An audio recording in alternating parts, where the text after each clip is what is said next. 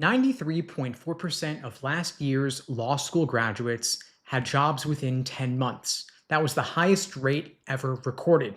With 40 years of data, no class has ever done better. The starting salary at a major law firm is $225,000 per year before bonuses. The 100 biggest law firms in the country made $158 billion last year. Their revenues up 13%, and they added nearly 8% more lawyers. The profits per partner topped $3 million. So it's clear the legal profession is booming. The jobs are there, the money is there, and AI hasn't even touched it. And I've spent the past year telling you be careful about going to law school. So I think I owe you a more honest conversation than that.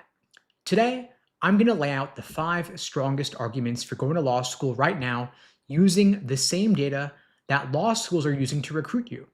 I'm going to give you the strongest version of this argument that exists. And then I'm going to take those same 5 arguments using the same reports, the same data sets, sometimes the same paragraphs word for word, and I'm going to show you what's on the other side of each one, because the data isn't wrong, but it might be the most dangerous kind of right. Now, before I get into the numbers, I want to introduce you to 2 people, and I'll come back to them throughout this conversation. The first is Jessica. Jessica enrolled in law school in the fall of 2021. Her LSAT score was in the low 170s, her GPA was around a 3.8, and she applied to law school during a relatively soft admission cycle with fewer applicants than the year before, and she got into a T14 law school with a strong scholarship that cut her sticker price nearly in half.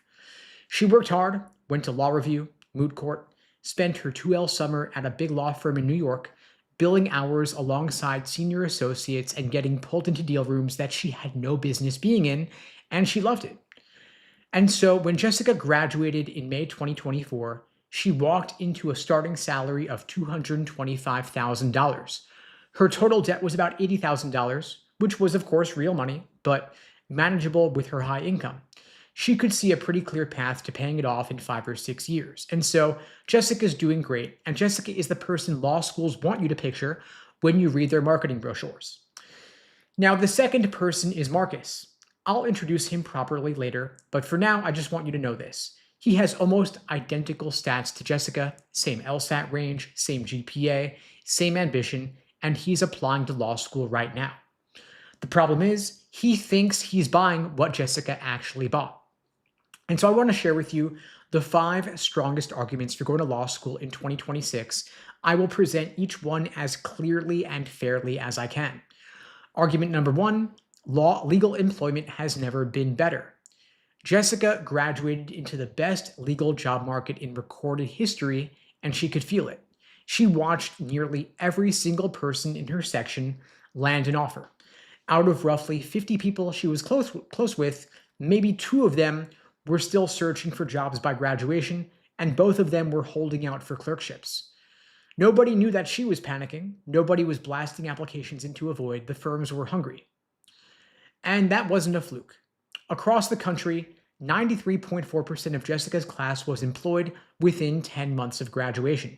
That is the highest rate the NALP has ever tracked, with over 40 years of data. 84.3% were in jobs where bar passage is required or anticipated. Those are actual lawyer jobs, real legal employment. The unemployment rate was 5.1%, the lowest ever measured. And among those who had jobs, only 6.8% were even looking for something different. Jessica's classmates were employed and they were satisfied with what they'd found. And this was a big class. It was about 3,700 more graduates than the year before. Jessica's 1L class entered in 2021, roughly 12% bigger than recent years. And people like me were warning that the market could not absorb that many new lawyers. We said the pipeline would clog, that employment would dip. But we were wrong.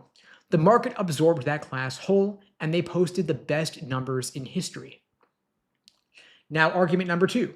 Salaries are at all-time highs. Jessica's starting salary, $225,000 per year, was not unusual for her peer group. Every major firm was paying the same thing, the industry standard for large law firms. Total first-year compensation when you factor in bonuses was pushing $250,000 per year. Her friends who were a couple years ahead were clearing over $300,000, and senior associates were above $400,000 base salary before bonuses. And then if you go beyond Big Law, the picture was still pretty strong there too. The overall median salary for Jessica's entire graduating class hit $95,000. That was a new record, up 5.6% from the previous year. For 6 consecutive years, the overall median salary for law school graduates has gone up. Jessica had friends who went into government, public interest, mid-sized firms, and even they were seeing higher starting offers than the classes before them. Government positions for the class of 2024 paid a median of about $70,000.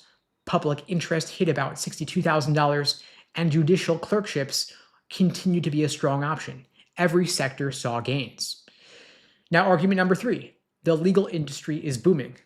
Beyond Jessica's personal experience, the industry as a whole was doing great. The AM Law 100, the 100 highest grossing firms in the country, posted $158.3 billion in total revenue last year. That's up 13% year over year.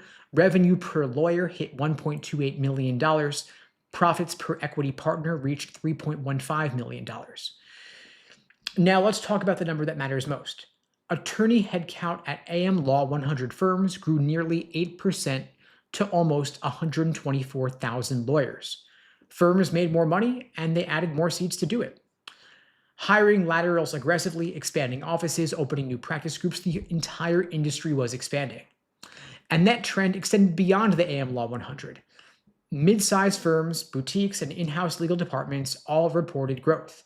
Jessica's graduating class saw the highest percentage of graduates entering private practice since 1992, nearly 59%, and the number of government and public interest jobs also reached new highs. Now, argument number 4. The smartest people in the country are voting with their feet. The 2025 law school admission cycle saw an 18% jump in applicants and a 22% increase in applications, the highest volume in over a decade. Fall 2025 enrollment hit 145,116 total law students, up 4.4%. First year enrollment jumped nearly 8% to 42,817. The 2026 cycle is trending even stronger. Application numbers are up roughly 20%. LSAT test volume is up approximately 20% as well, year over year. And the profile of who's applying is changing also. The 2025 applicant pool was the most racially and ethnically diverse in history, with half identifying as students of color, and first-gen students increased nearly 37%. And there is a reason for the surge. The top motivations people gave for wanting to go to law school in LSAC's own survey were to help others, to advocate for social justice, and to gain valuable skills. In a world that feels increasingly chaotic, a law degree still represents a structured path to a meaningful career, and people are responding to that. Now let's talk about argument number 5, AI. The truth is that so far, AI hasn't really changed a whole lot yet. Jessica heard the AI warnings all throughout law school, chatbots passing the bar exam, partners talking about automating doc review. Every other week, another headline about robots replacing lawyers. But it didn't actually touch her or anybody she knew. The data showed zero measurable impact on total law graduate hiring for her class. The NALP reported record employment in the same year that AI adoption was accelerating across the profession. A survey of 85 legal professionals published by the National Law Review found that more than 3/4 don't expect artificial general intelligence anytime soon. An MIT Technology Review piece from late 2025 argued that despite acing standardized tests, AI still cannot think like a lawyer. And the numbers back it up. Attorney headcount at the biggest firms grew. The legal AI market is growing fast, but firms are using AI to expand their capacity to take on more work per lawyer. The Clio Legal Trends report found that more than half of legal professionals using AI reported improvements in their workflow, so AI is making lawyers faster, but so far it has not made them expendable. So there it is. Those are 5 different arguments, 5 sets of data showing record employment, record salaries, booming revenue, surging demand, and AI has not made a dent. Now, if I stopped right here, you would have every reason to go sign up to take the LSAT tomorrow. Jessica would tell you to do it. Her experience would back it up. But I'm not going to stop here because you're not Jessica. Jessica graduated in 2024, and you're not going to graduate till 2029 at the earliest. And the distance between those 2 years is where everything changes. Let me reintroduce Marcus. He's applying right now, entering the class of 2026, graduating in 2029, and entering the job market that summer. His stats are almost identical to Jessica's. Same LSAT, same GPA, same drive, same resume. He's read the same 5 arguments I just laid out. His pre-law advisor walked him through the same charts. He's looked at the NALP data, and he thinks he's buying what Jessica bought, but he's not. Because every single number I just gave you, every one of those 5 arguments is looking backward. The employment rate tells you about May 2024, not May 2029. The salaries reflect what firms were paying a year and a half ago. The revenue numbers cover last fiscal year, and the application data describes who's already enrolled. None of it tells you what's happening in 2029. And so I'm going to call this the rear view trap. You make a forward-looking decision using backward-looking data, and the people selling you the decision have every incentive to keep you looking in the rear view mirror. And the reason it works so well is that law schools aren't lying to you. Every number they show you is technically true. But they're handing you the rear view mirror and letting you assume that the road ahead looks the same. And they've done this before. In 2008, 2009, 2010, law schools recruited record classes by pointing to soaring salaries and strong employment. The class that entered in fall 2010, over 52,000 students, the largest class in American history, graduated into a job market so bad it took a decade to recover. Employment for the classes of 2011, 2012, and 2013 was catastrophic. The percentage of graduates in bar-required jobs bottomed out at 64.4%. Nearly 1 in 4 employed graduates was actively looking for different work. The data that law schools showed those students was real, but it was not predictive. And the person who compiles today's record-breaking data is telling you exactly this right now. In the same report that announced 93.4% employment, the same document, same author, the NALP Executive Director Nakia Gray wrote, quote, "The market has shown resiliency in absorbing periodic surges. That does not mean it can absorb a sustained flood of graduates." So she's telling you in the same report law schools are emailing to every prospective applicant in the country not to use it as a prediction. Now, let me tell you what's on the other side of those same 5 arguments. Argument number 1, flipped around, the employment data is a trailing indicator and the leading indicators are pointing down. The front page of the NALP report says 93.4% employment, but the back page says something different. Many firms pulled back on summer associate hiring in 2024 and 2025. The NALP explicitly warned that future law graduates should brace for a likely contraction in both big law and federal hiring. Same report, same data set. One side says the market is the best it's ever been, but the other side says it's about to tighten. And the federal hiring picture has gotten dramatically worse since the report was written. In January 2025, the White House ordered a freeze on federal civilian hiring across the executive branch. That freeze was extended through July 2025. A 4-to-1 attrition policy followed. For every 4 employees who leave, agencies can hire only 1 replacement. According to the General Accounting Office, about 134,000 federal employees separated in the first half of 2025, and only 66,000 were hired. Another 144,000 were approved for deferred resignation. And that matters a ton because government jobs accounted for nearly 13% of all employment for the class of 24, and government was one of the sectors that grew. Public interest organizations are also getting hit as federal grants get cut. Legal aid offices, civil rights organizations, environmental law groups, the entire public interest pipeline that absorbs a significant share of law graduates is contracting at the exact same moment the applicant pool is expanding. During Jessica's 2L summer, she turned down a DOJ internship because she had 3 better offers. This past spring, the State Department and the DOJ rescinded internship offers that students had already accepted.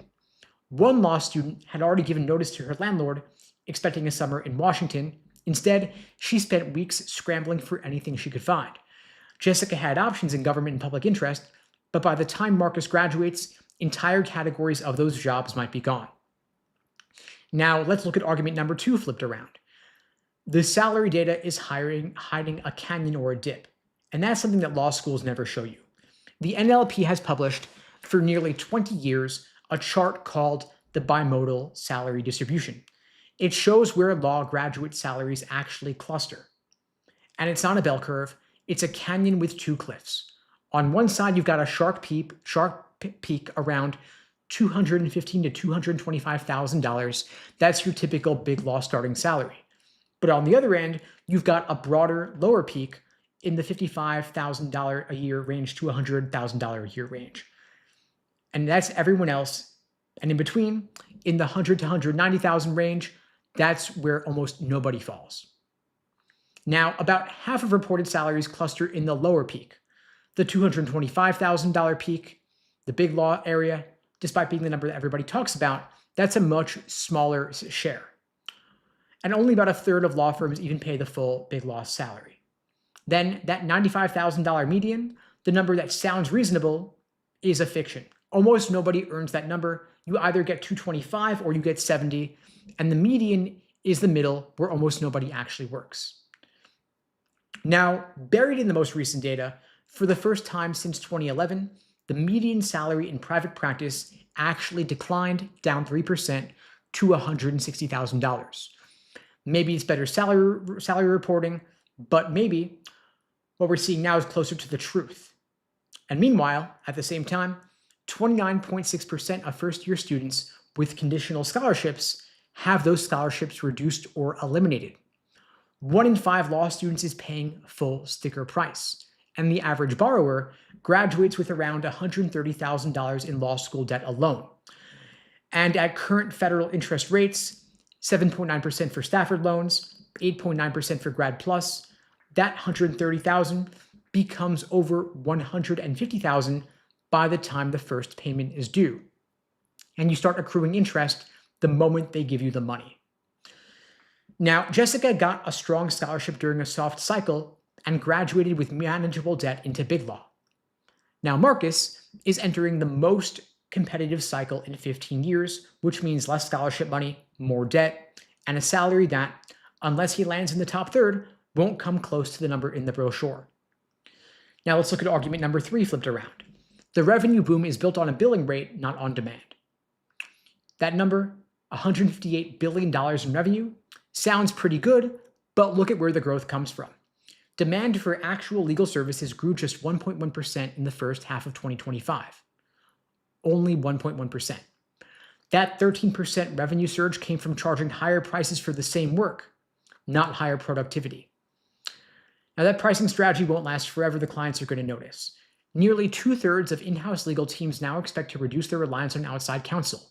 6 in 10 in-house professionals surveyed said they'd see no savings in time or money from their outside lawyers' use of AI. They're paying more, but the efficiency gains have not yet materialized, and clients are pushing back on the rate hikes. So the math is eventually going to break. Now, Jessica's firm raised rates 8% last year, and clients paid it, but clients are shopping for alternatives like AI tools, smaller firms, or bringing work in-house. Now let's look at argument number 4, flipped. The application surge is Marcus's competition, not validation for him to go. Every additional applicant makes Marcus's life harder. The 2025 cycle was already the most competitive in over a decade. Schools that used to be targets became reaches. LSAT medians climbed across the board. As of the most recent 509 disclosures, 72 law schools now have median GPAs above 375, up from a decade ago, up 18 schools. For the 2026 cycles, applicants are up another 20% or more, and that scholarship money is being stretched across a larger, more credentialed pool. LSAT medians rising, GPA medians rising means it's tougher to get those scholarships. Now, Jessica was able to negotiate her scholarship up by $15,000 because she had competing offers and the school wanted to lock her in. Marcus is applying into a cycle where schools have more applicants than seats, and so the leverage is gone. The same school will cost him way more than it cost her. And the surge won't just stop at admissions, it hits the pipeline also, because 3 consecutive years of elevated enrollment means 3 oversized classes stacking on top of each other in the job market. The class of 2024 was a periodic surge and the market absorbed it, but 3 years of surges is a sustained flood, which is what Nakia Gray of NALP warned us about. Now, the last time this happened, it produced the worst employment outcomes in modern history. It took until roughly 2017 before employment data recovered to pre-recession levels. Now let's look at argument number 5 flipped around. AI doesn't have to replace lawyers to destroy the entry-level pipeline. The reports say that AI has not impacted hiring, but that was also technically true of COVID in January 2020. Took a little while. Underneath the headlines, look at, for example, Baker McKenzie, top 10 global law firm. They laid off more than 700 people this February, directly citing AI. The firm said it was rethinking the way it works, including through its use of AI. Above the Law added some context here, saying that the firm was not done with this. They were still rethinking the way they work. And the thing that no one's talking about is the compression effect. AI doesn't actually have to replace lawyers, it just has to shrink the work. Entry-level associate work like doc review, contract analysis, due diligence, legal research, memo drafting, that's how firms bill hours off junior associates. But it's also the apprenticeship, it's how you learn to become a lawyer. Those hours of grunt work are your training ground. You read 1,000 contracts in year 1, so that by year 3, you can spot a problematic clause in 30 seconds, and you can't shortcut that. Jessica spent her first 6 months doing doc review on a pharmaceutical merger. 12-hour days, thousands of pages, miserable and essential.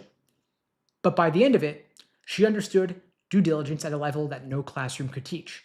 The AI tool her firm rolled out does that same review in an afternoon. The partners do still need someone to check the output, but they don't need 12 first years doing it anymore. 3 first years is enough. And so when an AI tool compresses a 40-hour research project into 4 hours, the firm's going to keep the associates from Yale with the law review article in the federal clerkship, but the kid from the school ranked 60th, they're going to rescind his offer or never make it in the first place. Now, there's one more thing worth watching here. The NALP found that despite record high overall hiring, the median salary across all law firms declined 3%. So you've got record hiring and falling salaries at the same time. And when you see more lawyers and less pay per lawyer, the supply of labor is outpacing the growth in demand. And if AI compresses entry-level work by even 20 or 30% over the next 3 years, that gap is going to widen fast. And so the rear view trap tells Marcus that AI has not yet impacted hiring. But the word yet is key here.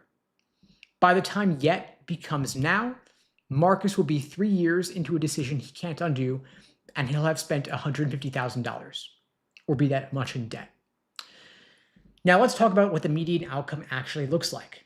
In 2030, fast forwarding, Marcus graduated, passed the bar on his first attempt, and he's not unemployed, but he's working at a 30-person firm in a mid-tier market, making only $85,000.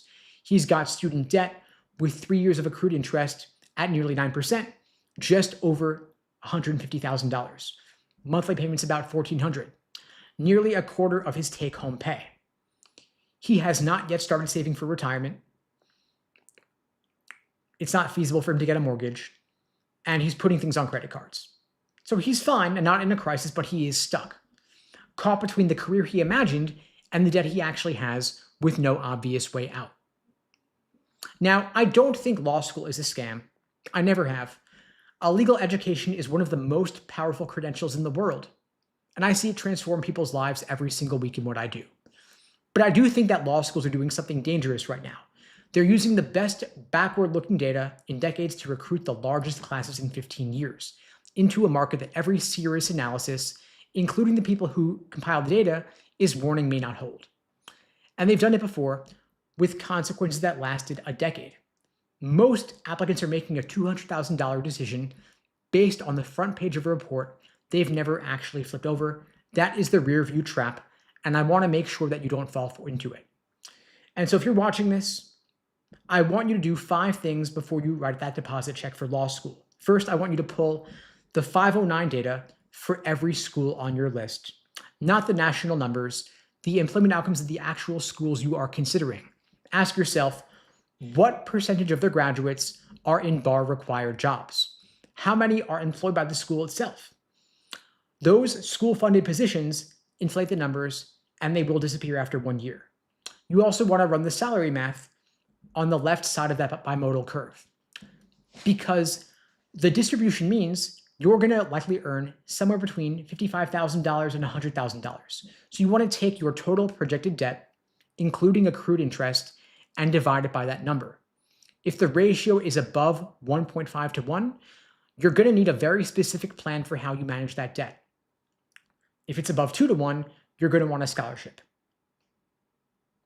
And if you're getting a scholarship, understand it. If it's conditional, if it requires a GPA or a particular class rank, know that nearly 30% of students with conditional scholarships lose some or all of that money.